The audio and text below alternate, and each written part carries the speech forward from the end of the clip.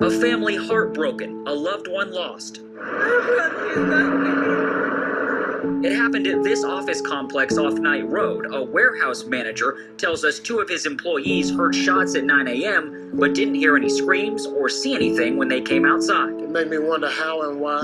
The shooting took Brian Redd by surprise. He was trying to visit a business in the complex, only to find the area blocked off by police. Redd says he's been coming to this office complex for 6 or 7 years, but has never seen anything like what happened this morning. When you wake up every morning, when you walk out your door, you're not safe.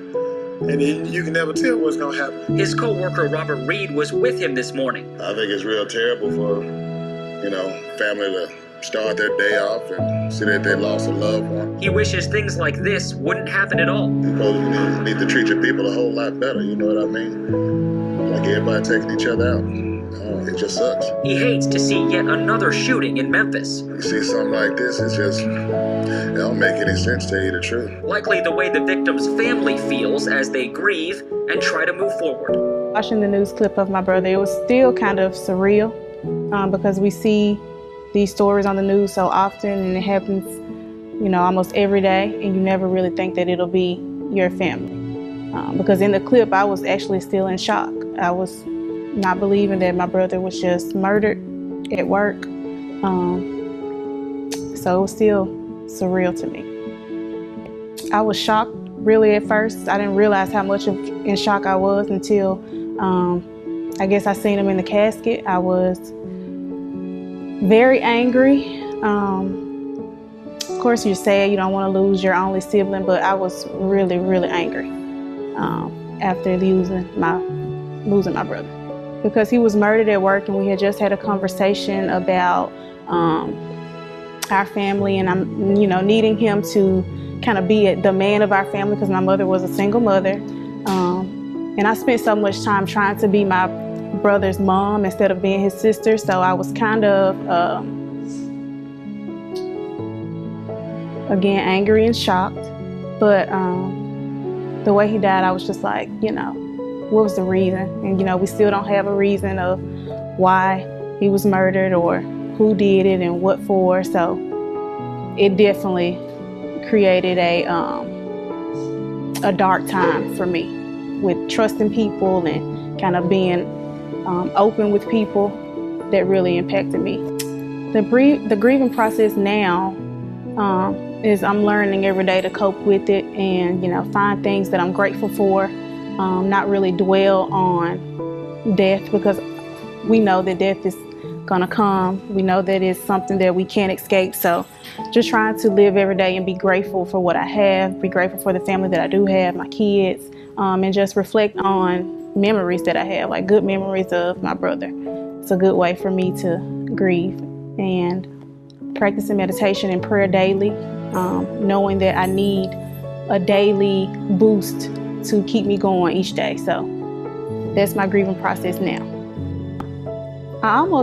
It wasn't an accident, but shortly after my brother's funeral, and we, kind of started getting settled in, I was trying to pray, and I'm like, okay, God, I need something practical that I can use, because at this moment, I don't know what to pray for anymore. Like, I don't know how to cope with what was then, I didn't know at the time that it was anxiety, where I would, get so overwhelmed where I feel like I have to go into a hot shower just to catch my breath and stuff like that. I'm like, okay, this is getting out of hand. I need something that I can do daily to kind of keep me calm. During the time that my brother was killed that year, for one, it was just like 2 days after his birthday.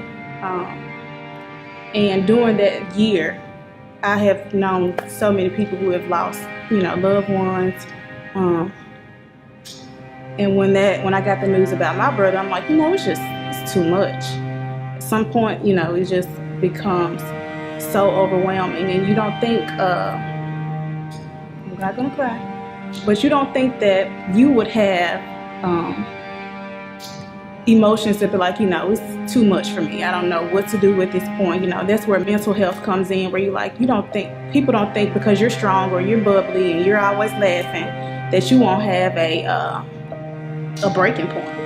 And losing my brother was definitely like a breaking point for me. I was like, okay, I'm good at hiding my anxiety. I'm good at going in the bathroom or going somewhere where no one sees me cry, or I don't want my children to see me cry, but I have to have something because at this point I can cry at any moment. And I'm like, I kind of have to be strong for my kids. Like, my children are my like saving grace. I have to figure out how I can model healthy coping skills for them, because it's going to happen. Life is going to happen. They're going to be in stressful situations where they need to take a breath or just sit down before they say something that they don't want to say, or do something that they feel like they didn't have a choice in. So I want to really model healthy coping skills with my children, because that has not been the traits of my family. So I want to kind of be the breaker of those. I'm afraid of drugs. I don't drink. I don't have a tolerance for drinking, so that wouldn't be a healthy coping skill for me. So meditation was perfect, and it was right on time, and it definitely was a godsend, because I didn't know anything about practicing meditation, and when I was told God that I didn't know what to pray, and I just sat down, it was therapy for me. It was therapeutic. I was able to write out my thoughts better, which in turn helped me say my emotions that I'm feeling better, which is a skill that I didn't, grow up with, or where we're not able to say what we're feeling. We're not able to verbally tell someone, I'm not feeling, I feel sad today, or, you don't want to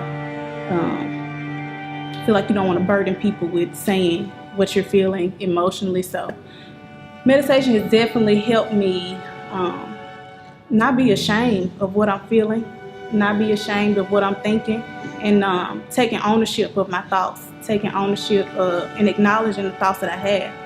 And if I feel like I need to get help, I'm more open to get help with something that I'm feeling, or if I'm feeling overwhelmed, I'm more open to get help with grief if it becomes too much, or whatever emotions that I have. So it's definitely been a gateway to more options, especially on the mental health side, because we always think, she wouldn't do anything, she wouldn't do anything crazy, she know better than that, or she's always in a good mood.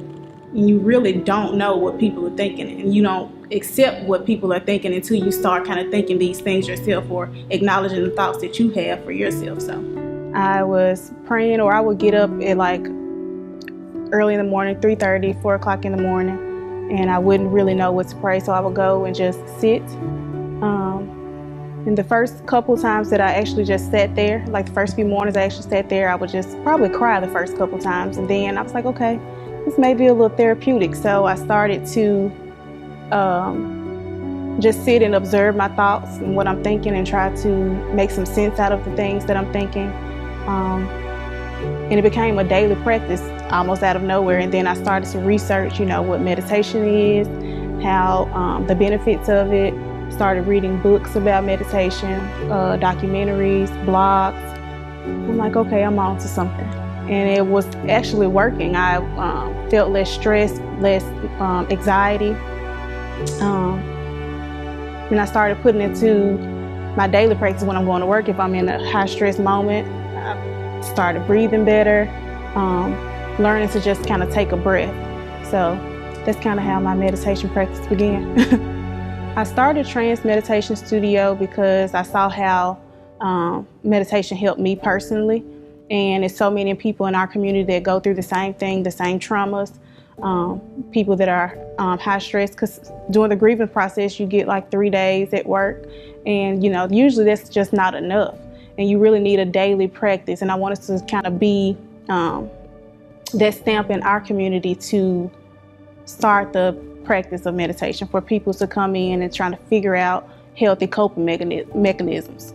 So my vision for Trance Meditation Studio is to be a staple in our community, to get people to have an open mind about